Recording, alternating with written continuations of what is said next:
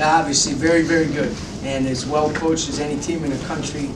I've talked before in losses against them, and in the one win we had a couple years ago, how much respect I have for Tony and the program he's built and how he's built it and the kids that he's built it on. And you saw today two teams with guys that play with a lot of heart, a lot of character, play tough, play physical, play with the grit that you need to play with, and we were just a little bit better, you know, and proud of our guys, proud of the way we played, proud of the way we competed. And it was just, you know, it's a great opening, ACC home opening win for us.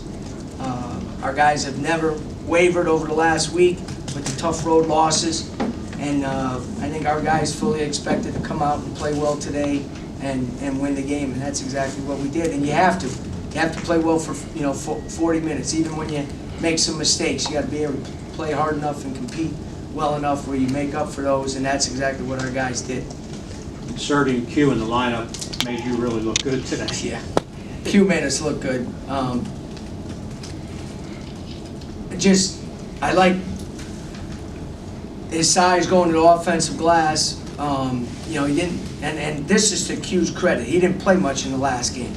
And nowadays, kids would be sulking and not be happy and all this stuff. And he's one of our captains, and he knows how important it is every day to have a positive attitude and to go to work. He's been putting in extra time. And, you know, one of the things we told him, but we told everybody, if you're open, be ready to shoot, and you're going to knock them down. And that's exactly what he did. And I'm proud of him, not just because of the performance, but because of his attitude and how he's approached things over the last couple weeks. That's why we inserted him into the starting lineup, to be honest with you. Nothing's more important than how we're supposed to do things on a daily basis here, and Q does them. And I think potentially that lineup may be a little fluid according to matchups and different things like that, and our guys have been good with that, and I think it's something that we need to look at in the future. But obviously, Q gave us a huge lift to start the game, made those two big threes, really good execution on our set plays, and you know, probably was the difference in the game.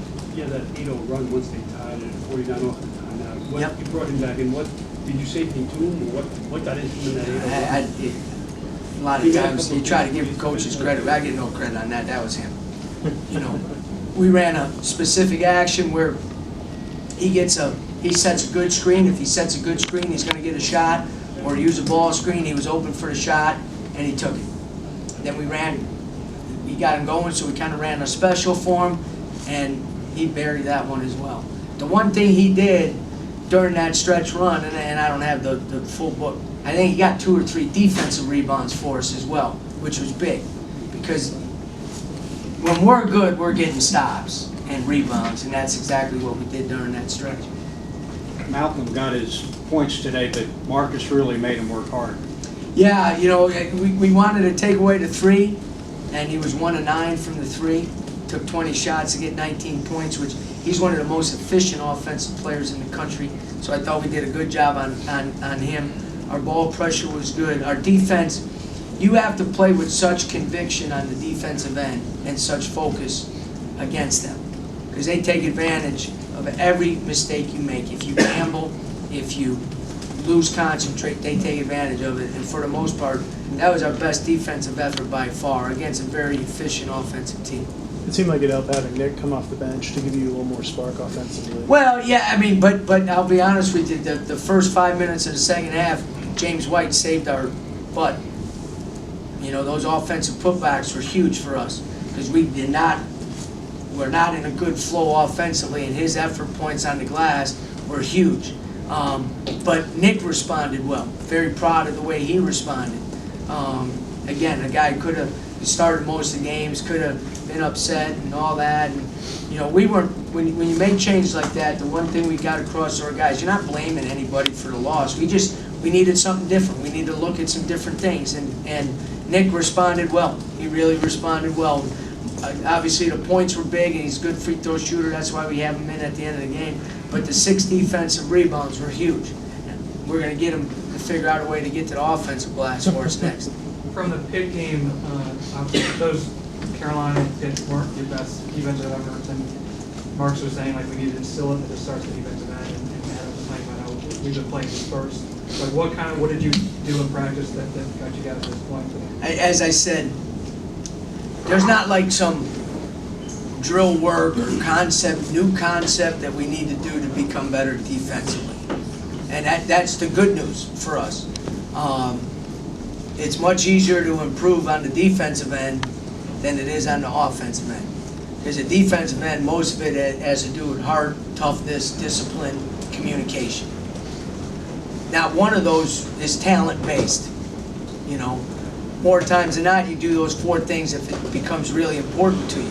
Now, we're not going to be as good defensively as we have been in the past. We don't maybe have the size inside or the size on the perimeter. At times we're a smaller team on the perimeter. But we can be much better than we were the first 2 games. We can be like this, you know, against a good offensive team. But there's still some areas even today that are glaring that if we can tighten up, we can take another jump.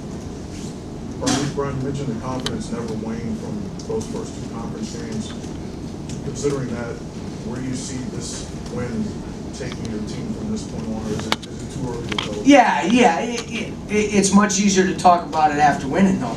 I can tell you that. I've been on the other end of that too many times. When you've played well and hard and just weren't able to figure things out at the end, and we did today. So that was big for our guys.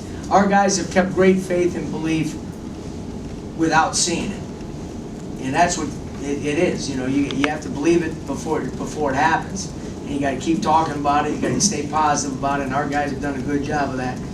You know, now we need to build on it. You know, now we need to build on it. The challenge in this league is this: you lose those 2 games on the road in a place where most teams probably aren't going to win.